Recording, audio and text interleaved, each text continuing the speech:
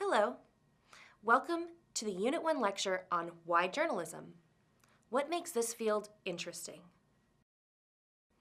Did you know that 80% of Americans report that they watch or read the news every day? Did you know that there are 10,000 magazines being published in the US alone? Obviously, the news is a big business, and it's growing with the use of smartphones and social media.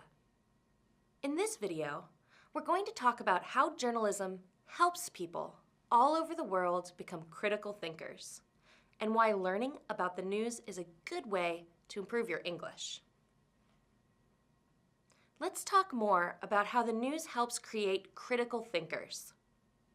Paying attention to current events is an important part of being a critical thinker. A critical thinker is a person who questions facts and stories. Critical thinkers understand that in order to help their community, they must continue to learn about their city, country, and also about other places in the world. Critical thinkers have two key qualities. They're curious, meaning they want to learn more about new subjects. And they're skeptical, which means they question things and are not easily convinced of something.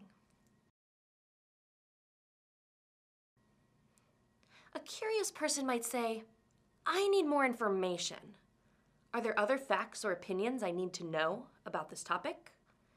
And a skeptical person might say, is this source reliable? How do I know what they're saying is true? Here's an example. Let's say you just read an article in a newspaper about crime in your city. That newspaper article reported on an interview with the chief of police. The chief of police announced that the police department reduced the number of crimes committed by 1/3 when compared with the year before. An amazing accomplishment for any police department. A curious person would wonder, how did the police accomplish this? I need more information. A skeptical person would ask, is this really true? Should I believe what the chief of police says? Maybe in a different article, you read that the way we count or measure crimes has changed. And maybe there's the same amount of crime, but it's being counted differently. For example, smaller crimes like theft of small amounts or certain driving offenses are now punished with a ticket rather than an arrest. So it only seems that the city is safer. It has the same amount of crime with fewer arrests. Or maybe other articles confirm that the crime rate has gone down because of better policing. New police officers were hired, and the police were able to use new technology to help keep the city safe.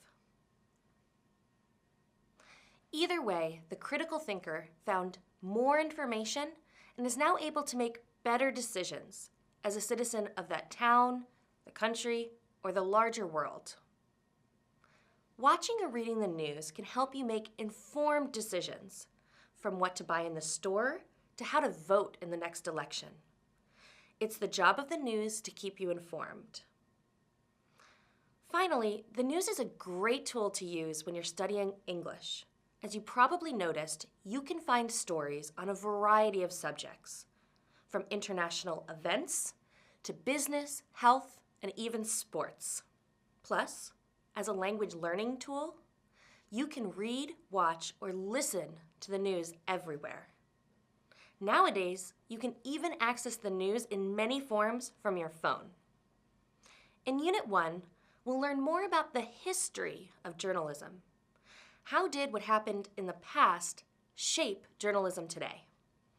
We'll also look at the main principles of journalism. What do journalists have to consider when researching and writing a news story? And we'll explore some language that will help you talk about journalism. The simple past versus the past progressive, as well as how to express an opinion, agree or disagree.